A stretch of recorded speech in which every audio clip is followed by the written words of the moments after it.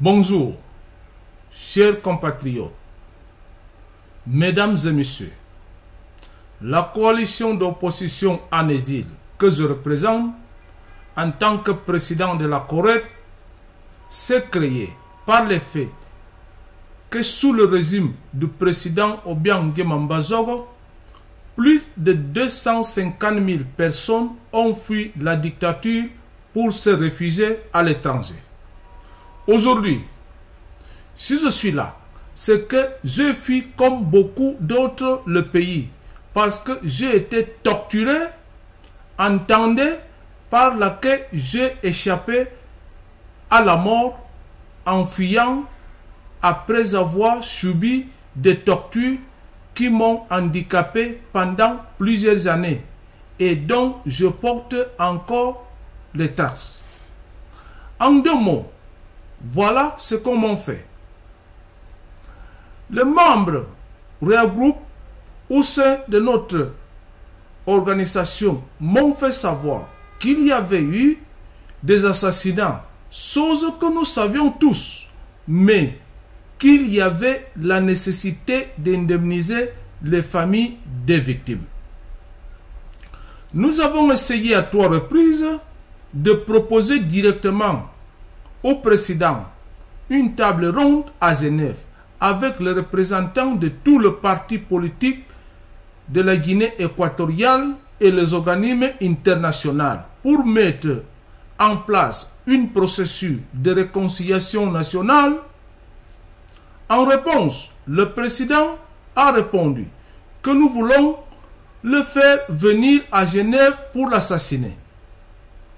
Récemment, lors d'une conférence de presse organisée par l'ambassadeur de la Guinée équatoriale en France, Miguel Oyono Ndomifumu, à la question qui lui a été posée par le rédacteur en chef de la lettre du continent concernant les 4 assassinats dénoncés par l'Amnesty International. Celui-ci a rappelé que son gouvernement avait donné une démentie formelle de ces accusations. À la suite de la diffusion de cette réponse, nous avions appris que 262 personnes assassinées ont pu être recensées. Quelques jours plus tard, cette liste a été portée à 310 personnes. Une contestation sur cette chiffre a eu lieu immédiatement de la part de ceux qui n'arrivent pas à reconnaître 4 assassinats. Voici que maintenant, on parle de 310 personnes assassinées pour le régime de Obiang Nguema Mbazogo.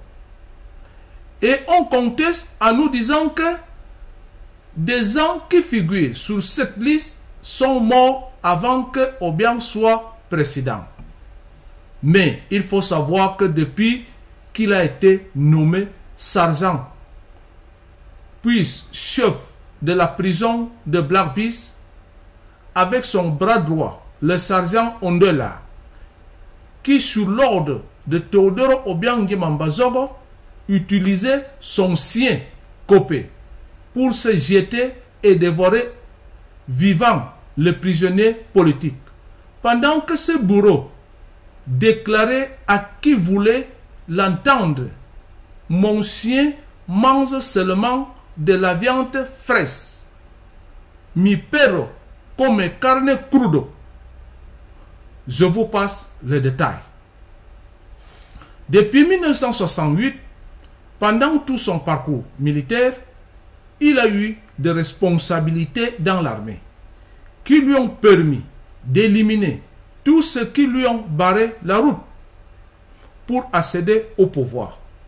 C'est ainsi que son oncle, Mathias Nguema Biyogo, a été exécuté après un simulacre de procès et exécuté le jour même de jugement par la garde marocaine, les soldats équatoriens ayant refusé de participer à cette exécution. Depuis la publication de la liste de 310 personnes assassinées, nous avons reçu encore 50 déclarations, ce qui fait que ce chiffre de 310 personnes assassinées par le régime de Teodoro Obiang Nguema Mbazogo qui est en cours de vérification est passé à 360, raison pour laquelle nous souhaitons que les sommes saisies à l'étranger dans le cadre de l'affaire des biens mal acquis servant dans un premier temps à permettre aux familles des victimes de ces assassinats ou des personnes handicapées à la suite des tortures subies à se faire connaître dès maintenant, raison pour laquelle je lance aujourd'hui cet appel pour que toutes les victimes de la torture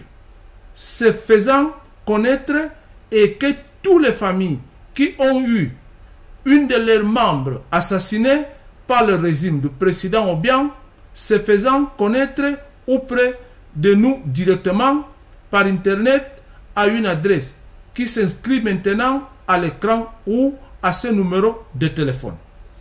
Je lance donc un appel à tous ceux qui ont souffert, mais aussi aux familles des personnes assassinées ou qui ont disparu, car l'on sait que cette technique fait partie de l'arsenal du président Obiang, de sa famille et de son clan.